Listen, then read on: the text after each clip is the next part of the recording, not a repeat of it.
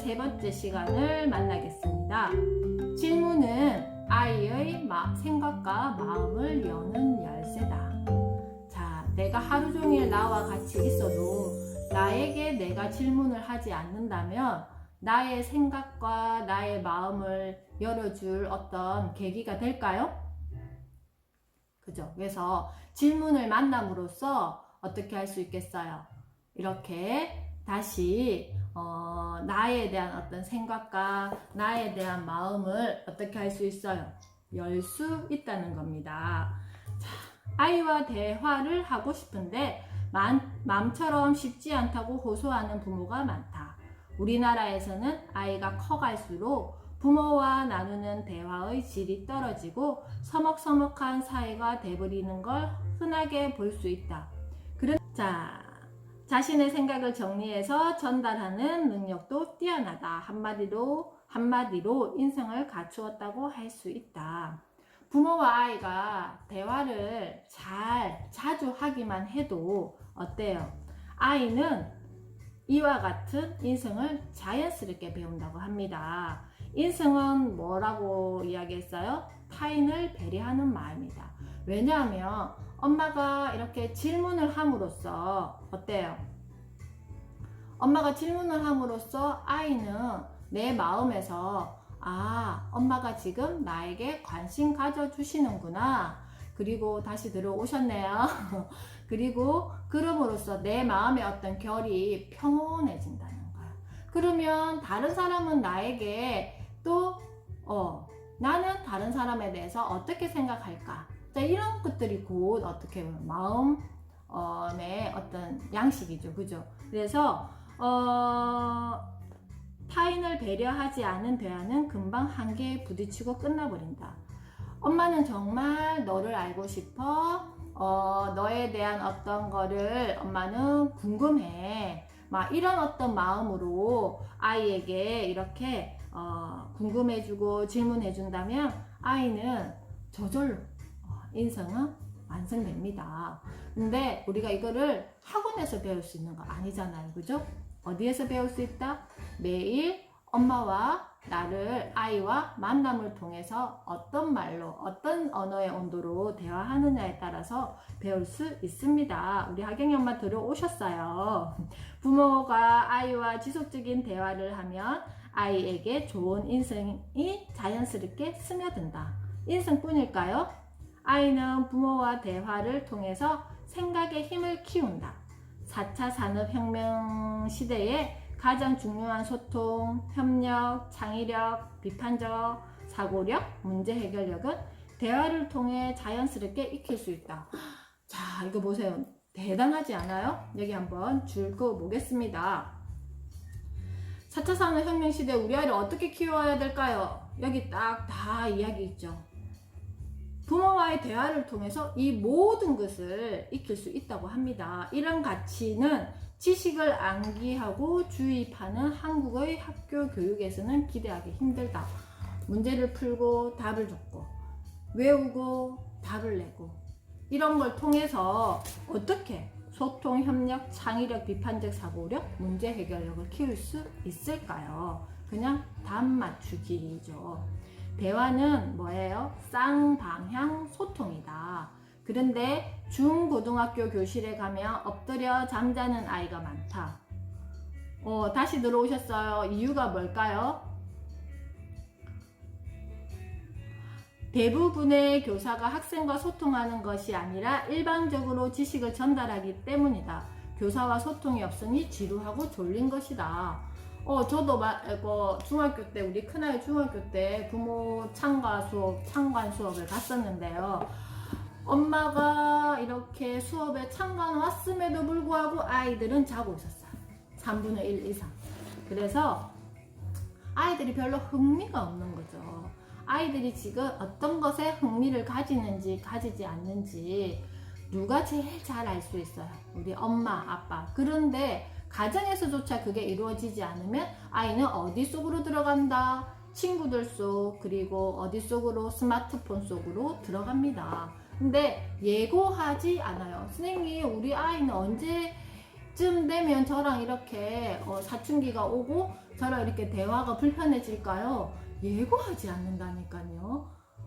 그리고 그때그때 다르잖아요. 그죠? 그래서 매일매일 아이와 이렇게 대화하는 거, 궁금해하는 거, 아이가 물어보면 질문으로 답할 수 있는 우리 엄마가 되어야 된다라는 거예요. 나는 교사를 양성하는 교육대학교에서 다양한 연구를 하며 많은 교사들을 만나보았다. 그 중에는 방학증후군을 앓는 교사가 꽤 많아서 나를 놀라게 했다. 방학증후군은 학생을 가르치는 게 두려워 개학이 다가오면 가슴 두근거림, 두통, 불면에 시달리는 것을 말한다. 교실에서 자신을 무시하고 투명 인간 취급하는 학생들을 보는 교사의 심정은 참담하다. 앞의 문장을 다음과 같이 바꿔보자. 집에서 자신을 무시하고 투명 인간 취급하는 아이를 보는 부모의 심정은 참담하다. 어떤가? 전혀 어색하지 않다. 부모가 아이와 소통 없이 일방적으로 말하다 보면 결국에 겪게 되는 일이다. 지금 우리 아이들은요, 엄마 끔딱지잖아요. 엄마가 최고고, 또 엄마가 없으면 안 되고, 엄마랑 있을 때 제일 좋고, 그죠? 그래서 어때요? 어쩔 때는 좀 제발 나 혼자의 어떤 시간이 필요해, 나 혼자 있는 공간이 필요해 라고 그런 걸 필요로 할 때 그런 걸 좀 이렇게 원하는 어떤 마음이 많을 거예요. 저도 한참 아이들 키울 때는 아이들이 성인이 된 아이를 둔 부모님들이 되게 부러웠거든요. 나도 언제쯤 저런 여유를 가질 수 있을까? 저녁 시간이 자유롭고 또 아이들이 나에게 크게 타치 안 하는. 그런데 그거 많이 남지 않았어요. 지금 2살, 3살, 4살, 5살, 6살, 7살. 뭐 초등학교 저학년 때까지 엄마 끔딱지일까요? 이제는 아이들이 관심 가지는 것과 엄마 아빠가 관심 가지는 게 너무 다르기 때문에 점점 더 뭐 하는 게 줄어든다고요? 같은 어떤 공통분모를 가지고 대화를 끌어내기가 굉장히 힘든 시대가 되어버렸어요. 그렇기 때문에 아이의 마음속 응어리를 끄집어내는 것은 부모의 책임이다. 2017년 연세대 사회연구소의 통계에 따르면 청소년 자살 충동 원인의 1위는 부모와의 갈등이다. 부모와 자녀의 갈등을 해결하기 위해서는 대화가 최우선이다. 아셨죠? 사교육 연령이 점점 앞당겨지면서 아이들의 사춘기도 그만큼 빨라지고 있다. 사교육과 사춘기는 직결되어 있다. 우리 아이들이 유치원을 다녀와서 그리고 어린이집을 다녀와서 만약에 해야 될 숙제가 있어요? 매일매일 아이들이 뭔가 해야 될 거리가 있어요? 그래서 혹시나 그것을 하기 위해서 지금 불편한 어떤 상황들이 있습니까? 어떠세요? 근데 그거는 왜 하세요? 왜 매일매일 만약에 해야 될 거리가 있으면 그거는 왜 하신다고 생각하세요? 사교육과 사춘기는 직결되어 있다고 했습니다. 그래서 아이가 하고 싶은 것인지 나의 불안 때문에 내가 시키는 것인지 한번 잘 생각해 보세요. 실컷 놀아야 할 나이에 놀지 못하는 아이의 스트레스는 부모와 아이 간 갈등을 일으킨다. 아이가 스트레스를 받는 이유는 마음속에 하고 싶은 말을 쌓아두고 있어서다. 그걸 부모가 풀어줘야 한다. 한바탕 친구와 수다를 떨고 나면 마음이 후련해지듯이 아이의 마음속 응어리를 대화로 끄집어내 해소해줘야 한다. 유대인들에게는 사춘기라는 단어가 없다. 우리가 밥상에서 매일 김치를 먹듯 그들은 매일 밥상에서 대화하는 전통과 문화를 가지고 있다. 부모와 매일 소통하다 보니 아이들은 가슴에 응어리가 져도 금방 풀어진다. 선생님, 그러면 그렇게 응어리가 생기지 않고 사춘기에도 아이와 이렇게 매일 소통할 수 있으려면 어떻게 해야 될까요? 질문이 가장 좋은 소통 방법이라 했어요. 지난해 파주시에서 특강을 열었을 때 일이다. 강의가 끝난 후 초등학교 6학년 엄마가 상담을 왔다. 눈빛을 보니 절박해 보였다. 아이가 유치원 다닐 때만 해도 저랑 정말 친했거든요. 지금 우리 아이들이랑 친하시죠? 말도 잘 통하고. 그런데 이제는 아이와 대화하는 게 너무 어려워요. 대화도 금방 끊기고 같이 밥 먹으면 식기가 딸그락거리는 소리만 나요. 그게 싫어 밥 먹을 때에는 아예 TV를 틀어놔요. 저도 그렇게 자라서 그런지 아이와 무슨 말을 해야 할지 모르겠어요. 요즘 아이의 표정을 보면 세상 다 산 노인네처럼 무표정해서 잘 웃지도 않고, 그러면 또 저는 잔소리만 하게 되고 악순환이에요. 어떻게 하면 좋을까요? 저는 정말 아이랑 즐겁게 대화하고 싶거든요. 맞죠? 그러면 지금 우리 엄마들은, 지금 우리 아이, 제가 항상 이야기하지만 영아기, 유아기는 황금기 시기라고 하잖아요. 아이와 이렇게 대화하는 게 즐거우세요?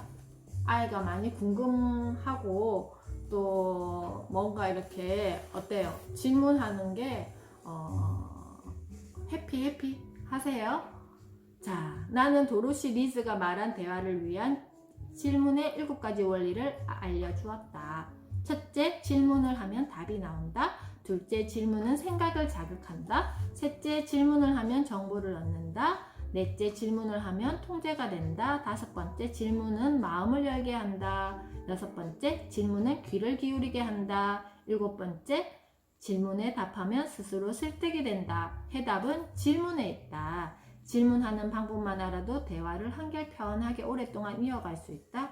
대부분의 부모들은 착각을 한다. 자신은 아이와 대화를 한다고 생각하지만, 자, 여기 한번 줄 그어 주실까요? 아이는 일방적인 잔소리로 받아들이는 경우가 많다. 그럴수록 어때요? 사이는 점점 멀어진다. 그렇다면 선생님 알고 있어요. 알고 있는데, 그렇다면 대화는 어떻게 해야 할까요? 우선 질문으로 대화를 해야 한다. 그리고 질문에 대한 아이의 대답이 끝나면 아이의 대답 중에서 궁금한 점을 찾아내 다시 질문하고 대화를 이어간다. 그게 바로 질문에 질문이 꼬리를 무는 질문 꼬리 물기이다. 자, 어저께 우리 작은 아이가 학교 다녀와서 저에게 이 책을 하나 줬어요. 세린 스토리북에서 아마 영어 시간에 이거를 만들었나 봐요. 그래서 영어를 적고 자기 스토리를 이렇게 영어로 막 적어 넣었더라고요. 그래서 제가 이걸 받자마자 쭉 다 같이 읽었어요. 읽고 이거를 읽으면서도 아이의 이야기를 제가 엿볼 수 있었어요. 포도를 좋아했구나. 수학이 싫대요. 그리고 고등학교는 어디로 갈 것이다. 그리고 나는 배드민턴을 좋아하고 나는 지금 배가 고파서 점심을 원한다. 뭐 이런 말을 해놓고 나는 야채가 싫다. 그렇지만 소풍은 즐겁다. 뭐 이런 것들을 해가지고 우리 아이가 축구를 좋아해요. 특히 이승우 선수를 좋아하는데요. 어제 10시에 우리 카타르와 우리나라가 축구 경기가 있었어요. 그래서 축구만 하면 얘는 엄청 흥분한단 말이에요. 근데 10시에 그거를 보고 아침에 막 어제 2대1로 이겼다 그러더라고요. 그래서 제가 막 축구는 미리 다 정보를 얻어가지고 언제 몇 시에 축구한다 이야기를 저한테 해요. 그러면 카타르가 카타르하고 해? 카타르는 어디에 있는 나라야? 그리고 그랬더니 아이가 저번에도 했잖아 라고 이야기를 하더라고요. 그래서 제가 중동 지역인가? 하고 그냥 넘어갔어요. 그리고 아침에 또 신문을 받았는데 또 이렇게 딱 되어 있잖아요. 지금 우리나라 축구 선수들이 지난 주말에 축구 경기를 하려고 벤투호가 이렇게 뭉쳐서 축구 경기를 하려고 했는데 6명인가 이 코로나에 감염이 됐어요. 그래서 완전히 지금 이게 엉망진창이 돼버렸단 말이에요. 그래서 벤투호 다음 미션은 무사귀국 이렇게 타이틀이 되어 있더라고요. 그래서 아침에 학교 갈 때 제가 이 기사를 읽어주면서 세린아, 벤투호의 다음 미션은 무사귀국이래 하니까 맞지 엄마 하면서 이렇게 아침 인사를 제가 그렇게 했어요. 그런 것처럼 아이가 항상 무슨 이야기거리에 단서를 줍니다. 근데 그것을 잘 캐치하셔야 돼요. 오늘 내가 이걸 배웠는데 함께 이렇게 책도 읽었는데 나도 무슨 이야기를 아이에게 할까? 아이들이 계속 이야기를 해요. 무엇이든지. 그러면 거기에서 가려 듣지 마세요. 가려 듣지 말고 거기에서 분명히 아이가 왜 저렇게 이야기하는지, 뭘 원하는지, 그리고 저 말에는 어떤 의미가 있는지, 아이는 왜 저걸 좋아하는지, 지금 때를 쓸 때는 왜 저렇게 때를 쓰는지, 뭔가 아이의 마음속에 뭔가가 있단 말이에요. 그러면 그거를 거꾸로 아이에게 이렇게 물어봐 주셔야 되는 거예요. 요즘에 엄마들 이렇게 이야기를 쭉 들어보니까 가정에서 매일 이렇게 하나하나 단서를 가지고 나에게 질문하고 있는 모습을 아이가 옆에서 보면서 아이도 함께 엄마가 엄마한테 했던 질문을 아이도 함께 대답하는 거. 이거 너무 좋지 않아요? 평소에 내가 나에게 어떤 질문을 이렇게 던지고 있는 모습을 누가 본다고? 아이의 시선으로 아이는 엄마를 보고 있어요. 아이는 엄마가 막 뭔가 새로운 것을 해줘서 뭔가 나에게 특별한 걸 해줘서 행복해하거나 기뻐하지 않아요. 평온한 얼굴로 엄마에게 집중하는 모습도 아이는 아마 행복해할 거고요. 그리고 그렇게 집중했을 때 엄마는 뭐가 궁금하지? 그렇게 하면서 엄마에게 다가올 수도 있는 거고요. 그리고 내가 재촉하기 시작하면 아이는 어때요? 멀리 이렇게 엄마와 멀어지려고 할 거예요. 그러면 나는 평소에 우리 부모님께는 또 어떻게 대화하는지 한번 잘 생각해 보세요. 제가 잘하는 어떤 방법이, 우리가 보통 나의 이름이 있지만 나의 애칭을, 그 부르는 사람의 애칭을 만들어 달라, 이런 이야기를 한 번씩 합니다. 그래서 우리 큰아이의 애칭이 연령대별로 이렇게 쭉 있었고요. 그리고 청소년기에는 청소년이라 했다가, 또 한참 이렇게 그 사춘기가 사춘기라기보다 남성 호르몬이 급격히 왕성했을 때는 한때는 텐트였던 적도 있어요. 텐트. 그 의미는 그 의미는 우리 아이 프라이빗인데, 아침에 일어나 하면 이렇게 딱 팬티가 텐트처럼 되어 있는 거예요. 그래서 제가 어이구 텐트 터질라, 빨리 일어나 텐트야 하면서 이렇게 장난스럽게 이렇게 불렀던 애칭이 있었고, 그 다음에 청소년기에는 엄마가 너를 청소년으로 바라봐 줄게 해서 청소년 이렇게 불렀던 적도 있었고, 그 다음에 이제 대학생이 되어서는 또 대학생이 되어서는 그 시간이 너무 대학생이 돼가지고 집에 없었어요. 저기 그 자취를 해가지고. 해서 그때는 크게 많이 불렀던 어떤 기억이 없고, 이제 군대를 가서는 훈련병 박, 아니면 박2병, 박1병, 뭐 상병 박, 뭐 병장 박, 뭐 이런 식으로 제가 불렀습니다. 그리고 작은 아이도 마찬가지, 어린이, 유치원 시절부터 초등학교 때까지는 제가 어린이라고 불러줬어요. 어린아 이렇게 불렀고, 이제 사춘기가 되어서는 예삐야 라고 부르고 있어요. 그리고 또 저희 엄마, 친정 엄마 아빠에게도 닉네임이 있어요. 저희 엄마에게는 내 사랑 강여사 해서, 우리 엄마가 전화 오시면 강여사님 오늘 어떤 일이세요? 제가 이렇게 이야기를 해요. 그러면 막 깔깔깔깔 막 웃어요. 그래서 엄마 왜, 이게 아니라 강여사님 오늘 어쩐 일로 저한테 전화하셨어요? 바쁜 와중에, 뭐 이런 식으로 하거나, 또 저희 친정 아버지께는 이 기자님이라고 불러요. 저희 아빠는 또 사진 찍고 뭐 글 쓰고 편집하고 이런 거 되게 좋아하시기 때문에 어디 가면 항상 사진을 찍으시고 기록에 남기시거든요. 그래서 제가 기자님이라는 애칭을 불러드려요. 그렇게 하다 보면 그거와 연결돼서 그 다음 이야기를 자연스럽게 할 수가 있습니다. 그런 것처럼 내가 우리 아이에게, 그리고 내 아이 주변의 가족들에게 뭔가 이렇게 좋은 에너지를 주기 위해서는 부르는 어떤 이름부터 이게 조금 달라졌으면 좋겠습니다. 계속되는 질문으로 생각의 가지를 확장시켜라. 질문에 꼬리를 문다라는 것은 아이가 커감에 따라 부모와 자식 간에 어때요? 대화가 단절될 수가 있습니다. 어쩌다가 대화를 시작하더라도 몇 마디 그치고 뚝 끊어지기 일쑤입니다. 아직까지는 이런 적 없죠, 우리 아이들하고. 지금 청소년기에 자녀를 둔 우리 엄마도 여기 계시는데요. 우리 청소년기 자녀를 둔 엄마들은 어떠세요? 아이와 만나면 막 이렇게 대화하고 계세요? 근데 아직 우리 유아기 때 아이들하고는 이렇게 되지만 우리 청소년기 아이들이 보는 세상, 만나는 세상과 나의 세상이 너무 다르기 때문에 특히나 꼬리에 꼬리를 물기 굉장히 힘듭니다.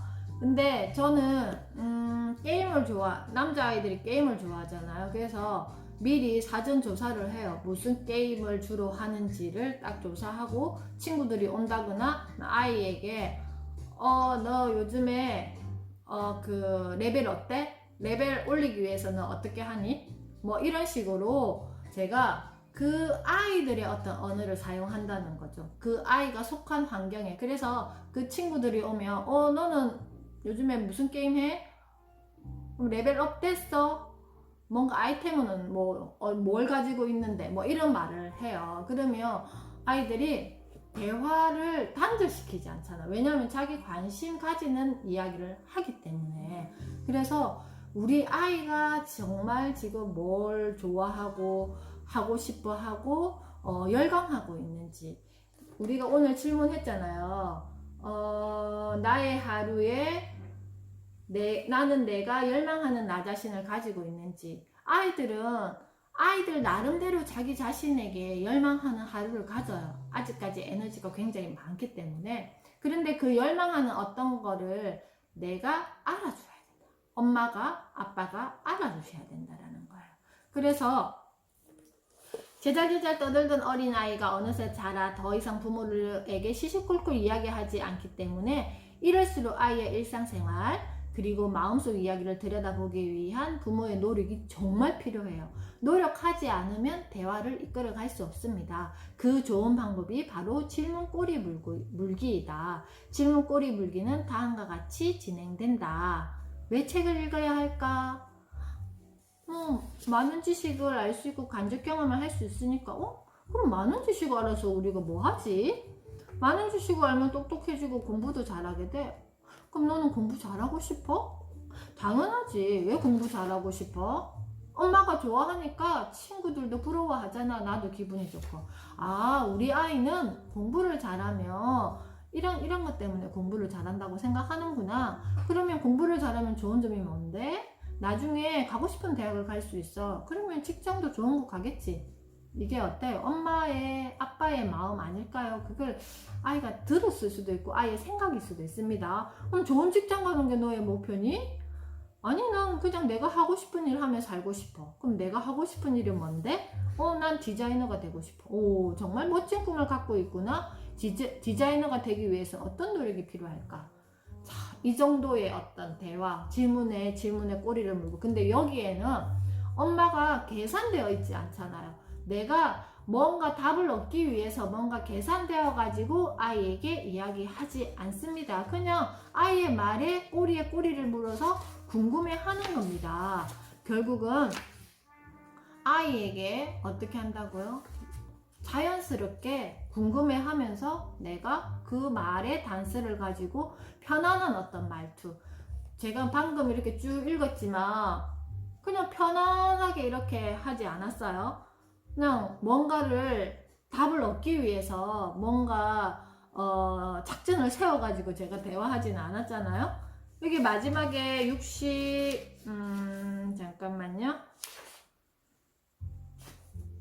여기 보면 자연스럽게 대화하는 거 한번 볼게요.